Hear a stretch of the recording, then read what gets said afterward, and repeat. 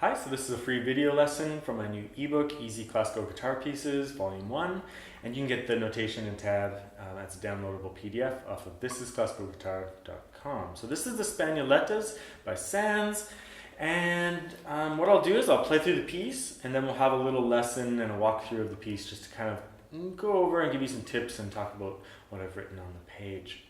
So I'm going to play through it without any ornamentation first, just to kind of get the basic idea out there, and then we'll talk about that after.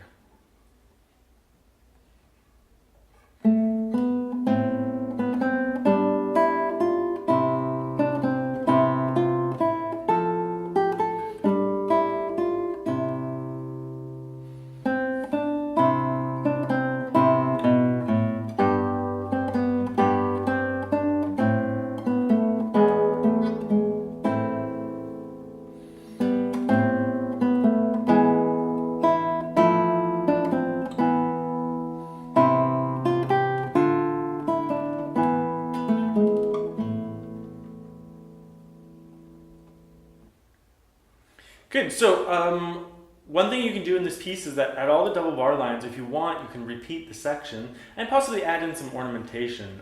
You can do a mordant like that, where you go from C, B, C. Or if you want, you could add a trill, A, B, C to D. Or if you wanted, when you're coming from below, I usually like to add an upper auxiliary, so C to D to C. That's a good opportunity there, on the third bar there. Because you have this F, you can use a suspension, hold it over the bar and go F, E, F, E.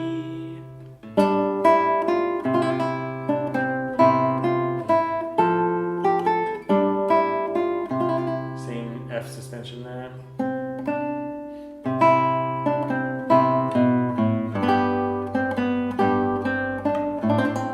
It's a nice one there. That's at the end of the second line. You hold the D, D, C, D, C.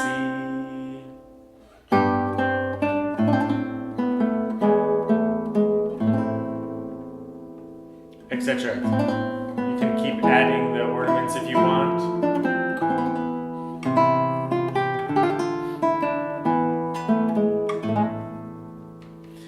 Okay, so as with all the previous pieces, if you've been watching the other videos, play the melody on its own. It's really important to do that, because that's the piece. So you want that to be shaped nice and legato, and for it to just ring out like you would sing it, right? So playing the melody on its own, super important. That's the notes with the stems going up.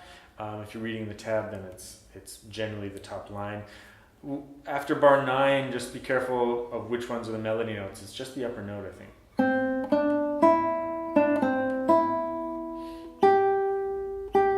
Actually, I guess it goes to the inner line. Yep. Yeah, so the inner voice there from bar 9, 10, 11, 12 to 16, it's the inner voice.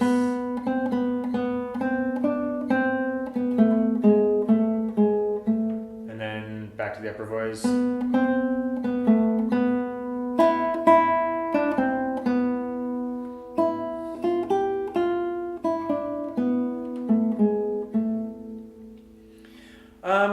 Besides that, this is a pretty easy piece. It's like all the lower voice notes are just simple first position notes, either open strings or C. There's this F with a bar. And besides that, it's a pretty straightforward piece. So let's just walk through it. So with that low F, A, I mean, open G, C, make sure you hold this note while playing the D. That's why you have to use your fourth finger so much. Then lay a bar at the 3rd fret.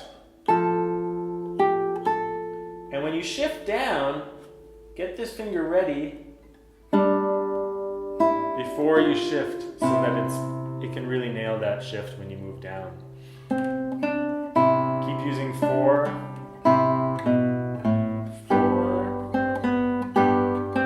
4 again,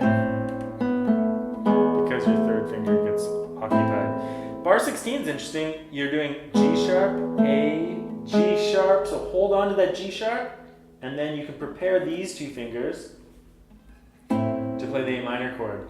Don't let go and jump the fingers over. That's why it's a weird fingering there with 3 2s, so that you can let that note ring and grab the A minor chord.